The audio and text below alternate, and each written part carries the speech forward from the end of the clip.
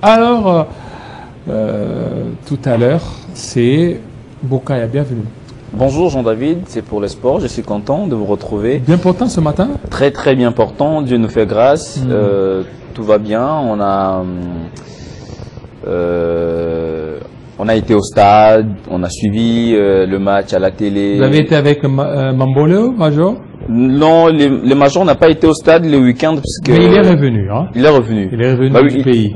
Bon, il est revenu, en plus il était peut-être trop pris parce que sa fille fêtait son anniversaire, sa fille bien-aimée Sabrina Nyota. Ouais, Sabrina Nyota, voilà. Joyeux anniversaire à Sabrina Nyota, de la part de votre papa, Major Mamboleo.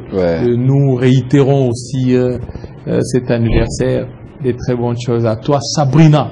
Sabrina Nyota Mamboleo qui fêtait son anniversaire le samedi. Donc le vieux, bon, on l'a pas vu au stade.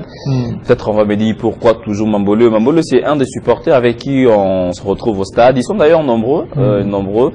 Mais je voulais commencer la matinale en revenant un peu sur un fait important. Le week-end, beaucoup de matchs, beaucoup de surprises. Oui, mais avant, il y a aussi il y a des magistrats qui nous suivent. Ouais. Les magistrats, ben, ils sont nombreux. Les magistrats Mukenge Chai, Jean-Marie Kapita. Jean-Marie Kapita Mukenge Chai. Voilà. Le magistrat Jean-Marie Kapita Mukenge Chai. Des très bonnes choses à vous. Vous savez, en fait, j'ai fait le droit. J'ai beaucoup plus de sympathie envers les juristes. Monsieur JMK, Jean-Marie Mukenge Chai Kapita. Ouais, et quand vous parlez des JMK, notre DG, Jean-Marie Kassamba, qui a fait une très belle émission, et je l'appelle l'infatigable Jean-Marie Kassamba, qui était debout avec ces journalistes et les journalistes de Kinshasa, face à monsieur Jules Alinguet. On a un peu compris beaucoup plus la patrouille financière. Peut-être vous n'avez pas suivi l'émission, et juste après cette émission, je l'ai vu tourner les clubs.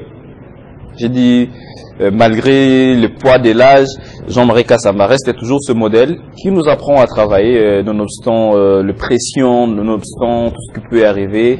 Le maître d'école, coup de chapeau pour cette très très belle émission, d'ailleurs beaucoup partagée sur les réseaux sociaux. Et voilà, donc nous sommes en forme pour parler sport ce matin. Voilà, sport ce matin. Éliminatoire mondial U17. Les Léopards dames chutent à Cotonou. Effectivement, les Congolaises n'ont pas fait le poids face aux Béninoises. C'était bien sûr à Lomé, corrigez avec moi, à Lomé au Togo, puisque ce match ne s'est pas joué au Bénin. C'est pas joué au Bénin faute des stades homologués.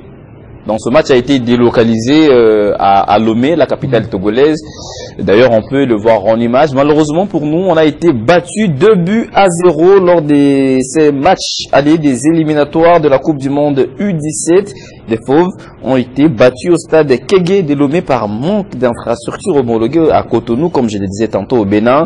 Les 2 buts de ce match ont été inscrits bien sûr par Hermione Lokosu à la 65e minute. On le voit d'ailleurs en image, Jean-David.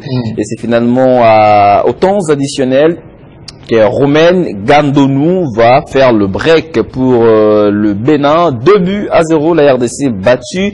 Et les Léopards dames devront bien sûr renverser la vapeur lors de la manche retour le 16 mars prochain à Kinshasa.